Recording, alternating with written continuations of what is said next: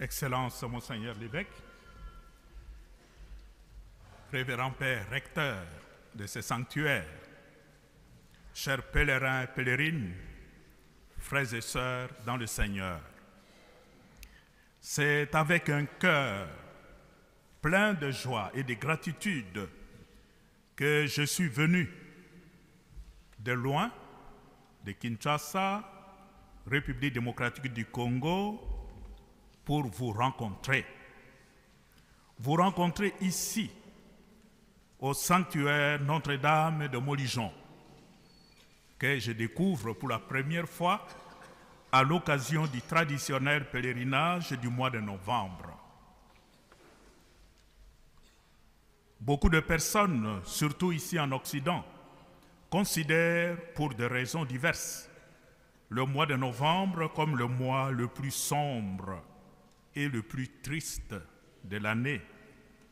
De fait, et je l'ai constaté ce matin, l'obscurité s'invite très tôt et disparaît très tard, renforçant le sentiment de solitude chez des personnes qui vivent seules et occasionnant quelquefois des pensées sombres, tristes dans nos esprits. Mais pour nous chrétiens, chrétiennes, le mois de novembre, c'est autre chose. C'est le mois qui s'ouvre avec la solennité de la Toussaint, suivi de la célébration de la mémoire de tous les fidèles défunts. Ce mois est plutôt un mois plein d'espérance en la vie pleine en Dieu. Cette espérance se fonde précisément sur notre foi en la résurrection du Seigneur Jésus, dont chaque Eucharistie est le mémorial. Nous nous retrouvons aujourd'hui, ici, autour de celui par qui la vie éternelle nous est promise et donnée. Mais avant toute chose, je vous adresse avec affection, chers pèlerins, pèlerines, de toutes les tranches d'âge et de tous les horizons, mes salutations le plus cordiales et le plus fraternelles. Je suis plutôt surpris de vous voir aussi nombreux. Alors que les églises en Occident, du moins telles qu'on nous raconte, ont la réputation d'être des églises vides. Ce n'est pas ce que je vois. Je remercie en particulier son Excellence Monseigneur, l'évêque de ce diocèse, pour sa gentillesse. Lui qui a bien voulu partager ces moments de prière avec nous. Excellence, merci de tout cœur. Je remercie les recteurs de ce sanctuaire, dont Paul Denisot, que j'ai accueilli à Kinshasa. Il me parlait du sanctuaire Notre-Dame de Montligeon, qui ne me disait absolument rien. Je ne savais même pas où se trouvait Montligeon. Et je ne suis pas le seul. J'ai rencontré à plus ou moins 40 km d'ici, en venant de l'aéroport de Paris jusqu'ici, un haut responsable de l'État qui ne savait même pas où est-ce que j'allais. Montligeon ne savait pas. Merci de tout cœur pour l'invitation bienveillante que vous avez bien voulu m'adresser en votre nom et aussi pour l'accueil fraternel qui m'est réservé ici depuis mon arrivée hier. J'exprime également toute ma gratitude à la communauté des sœurs qui sont au service de ce sanctuaire et à l'ensemble du personnel, à tous les volontaires qui œuvrent dans ce sanctuaire pour tant de dévouement et de générosité au service de l'Église. Notre rassemblement eucharistique de ce jour est pour nous l'occasion de prier ensemble et d'implorer la miséricorde divine en faveur de tous nos fidèles défunts, parents, époux, épouses, frères et sœurs, amis et connaissances, il n'y a personne parmi nous ici qui n'a point fait l'expérience de la perte d'un être cher. Nous sommes tous concernés.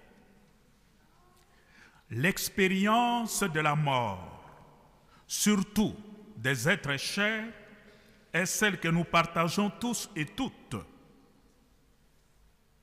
La mort, c'est sans doute l'expérience la plus commune que tous les êtres humains éprouvent.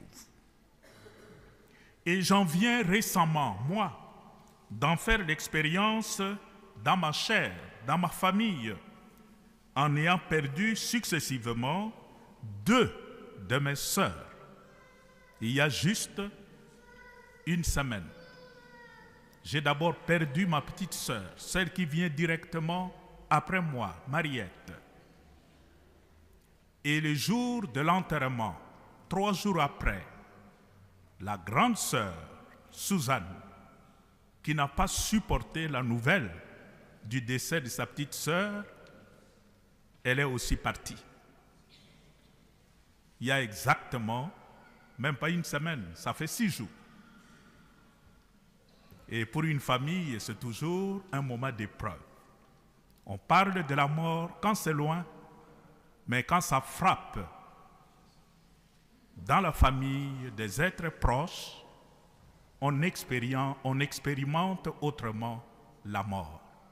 Et cette expérience, nous la faisons, nous tous et toutes. Et voilà pourquoi nous sommes là. Non pas seulement, je suis venu ici comme archevêque de Kinshasa, je suis venu aussi comme pèlerin, au même titre que vous, pour porter dans la prière tous nos frères, toutes nos sœurs qui nous ont précédés au royaume de Dieu. Une telle expérience douloureuse nous émeut, et je le sens quand je vous parle de la perte de mes 2 sœurs à peine 6 jours. On est ému, et c'est humain. Et cette expérience non seulement nous émeut, mais nous bouleverse. Et ça nous renvoie à la question existentielle fondamentale. C'est le sens de la vie, le sens de notre vie. Pourtant, rien ne détruit l'amour qui nous unit à ceux et celles qui nous ont précédés. De l'autre côté de la vie, qui ne connaît point de déclin. Même si ces êtres sont partis, l'amour que nous avions pour eux pendant qu'ils étaient ici, cet amour continue. Notre prière est que le Seigneur, par l'intercession de la bienheureuse Vierge Marie, Notre-Dame de Montligeon, leur accorde la paix et la joie sans fin dans sa mission, dans sa maison. Étant encore en pèlerinage sur cette terre, puissions-nous vivre déjà dans la joyeuse espérance de les revoir et de les rejoindre un jour devant la face de notre Dieu. Frères et sœurs dans le Seigneur, nous venons d'écouter attentivement la parole de Dieu. La première lecture, tirée du livre de Qoélette ou Ecclésiaste, évoque dans un langage métaphorique le vieillissement de toutes choses et donc celui de tout homme, de toute femme, bref, de tout être vivant. Et cette première lecture s'est conclue par cette expression bien connue, cette formulation bien connue. Vanité de vanité, tout est vanité, tout est vanité. Qoélette 12, 8.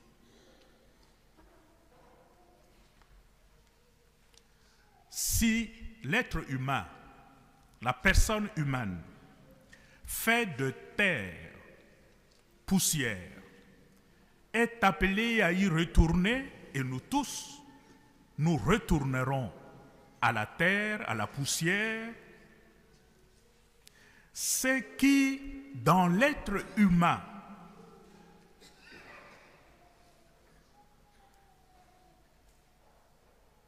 vient de Dieu, retournera à Dieu. Ce qui vient de la poussière retournera à la poussière, et ce qui en l'homme vient de Dieu retournera à Dieu. Voilà la grande espérance qui nous fait vivre. Elle nous fait découvrir notre grandeur en Dieu, bien au-delà de la misère liée à notre condition humaine sur cette terre. Et c'est Dieu que nous adorons et qui nous a fait pour lui ne nous abandonnera pas pour toujours au pouvoir de la mort. Voilà pourquoi nous croyons en la résurrection. Nous croyons en la vie après la mort. Dans la deuxième lecture, tirée de sa première lettre aux Corinthiens, Saint Paul met en évidence l'image du corps qui est composé de plusieurs membres. Malgré leur diversité, les différents corps, les différents membres du corps forment un seul corps. Nous pouvons y voir l'image de l'Église. L'Église est corps mystique du Seigneur. Et c'est cette image qui a été mise en évidence lors du dernier synode sur la synodalité que nous venons de conclure à Rome. Cette Église dans laquelle tous ces enfants, sans aucune distinction, aucune, se tiennent main dans la main pour faire cette expérience de marcher ensemble, l'expérience de la synodalité. Voilà pourquoi Saint Paul écrit: vous êtes, vous, le corps du Christ et membres chacun pour sa part. Chacune de nous est membre du corps du Christ qu'est l'Église. 1 Corinthiens 12, 27. Associés à la mort du Christ, nous vivons également dans l'espérance de prendre un jour part à sa gloire, au moment où s'achèvera notre course de pèlerine sur cette terre. Car là où se trouve la tête, là aussi se trouveront les membres. Or, la tête est ressuscitée. La tête vit. Les membres aussi ressusciteront et vivront au même titre que la tête, Jésus-Christ. Dans l'Évangile, Saint Jean nous rapporte le récit du premier signe accompli par Jésus à Cana en Galilée. On dit communément le premier miracle de Jésus. C'est un bon miracle. Un miracle qui met du baume au cœur. Jésus, en effet, à Cana, a transformé l'eau en vin dans un contexte de désespoir. Et il le fait à la grande satisfaction des époux et des convives. Alors qu'ils commençaient à se poser des questions, comment allait se terminer la fête. Vous imaginez tous les déshonneurs, la honte pour les époux pour la famille qui avait invité de constater que les invités remarquent qu'il n'y a pas du vin, qu'il n'y a pas assez à manger. C'est la honte pour la famille. Et il n'y a personne qui veut que cela ne lui arrive. Voilà Jésus qui résout le problème et réhabilite d'une certaine manière le couple de mariés, toute la famille, dans l'honneur et la respectabilité. Au-delà de la joie débordante de tous ceux qui en étaient les témoins, je voudrais vous inviter aujourd'hui à vous arrêter sur deux faits. Nous retenons seulement deux petits faits de cet événement. Le premier fait est la mention de la présence de Marie aux noces de Cana. C'est explicitement mentionné. Il est dit dans le texte, le troisième jour, il y eut des noces à Cana de Galilée, et la mère de Jésus y était. Jésus aussi fut invité à ces noces, ainsi que ses disciples. Jean 2, 1 à 2. Il s'agit là, frères et sœurs, d'une indication claire de la présence significative de Marie, qui est toujours à côté de son Fils. Car là où est Jésus, là aussi se trouve Marie, sa mère. Cela signifie pour nous que quand on est près de Marie, on est sûr d'être près de Jésus, son Fils.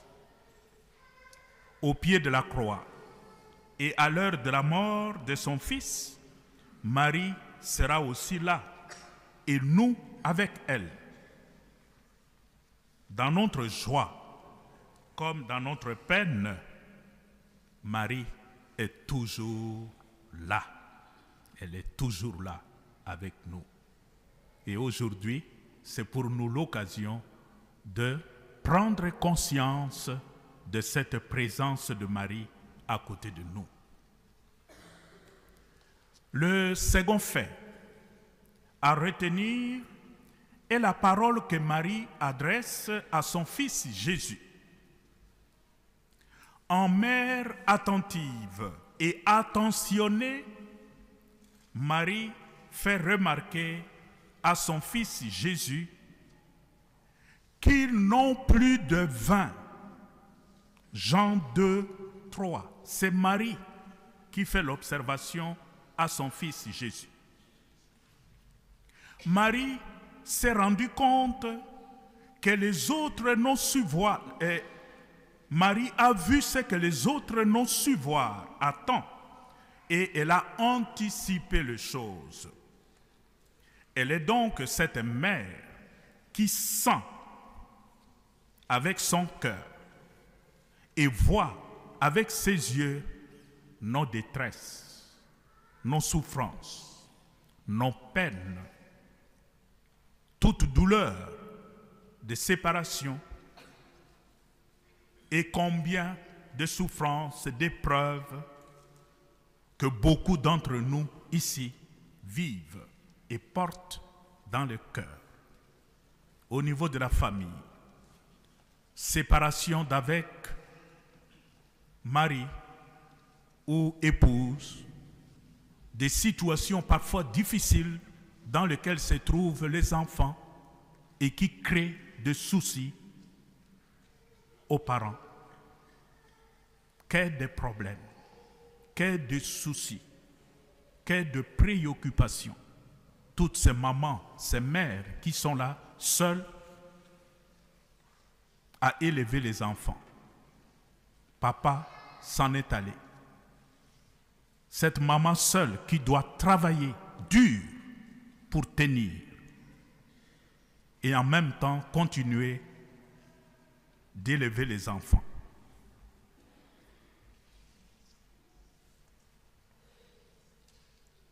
Toutes ces peines, toutes ces souffrances que nous vivons, Marie est la première à voir, à observer et à rapporter à son fils Jésus la situation que tu es en train de vivre à ce moment.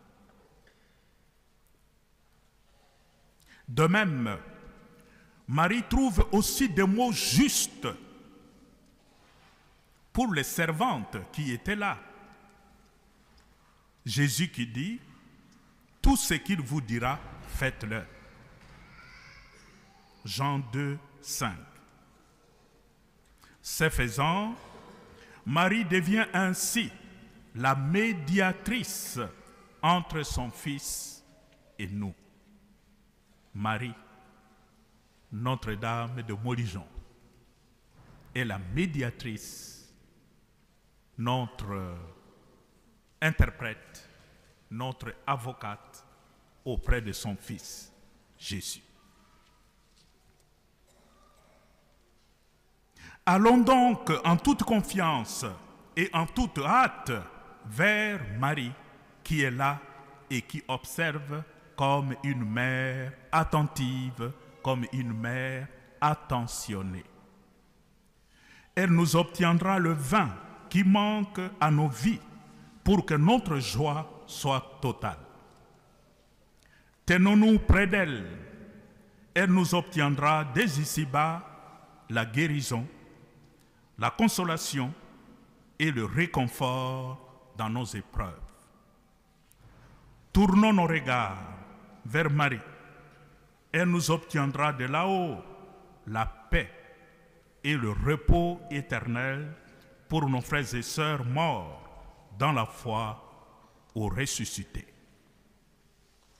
Comme nous le disons dans la prière la plus populaire, Sainte Marie, Mère de Dieu, priez pour nous, pauvres pécheurs, maintenant et à l'heure de notre mort.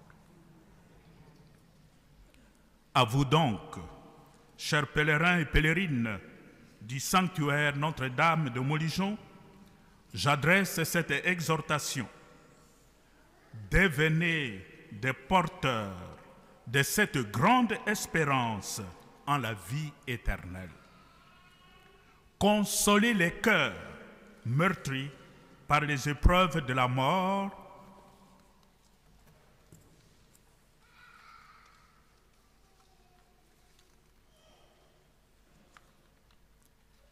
et priez pour le repos de toutes les âmes et surtout celles du purgatoire.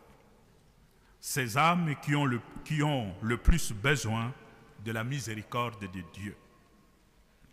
Puisse le Seigneur Jésus vous combler lui-même de joie et de paix dans votre vie ici sur terre, dans la joyeuse attente de la rencontre ultime avec le Maître de la vie au soir de notre vie. Amen.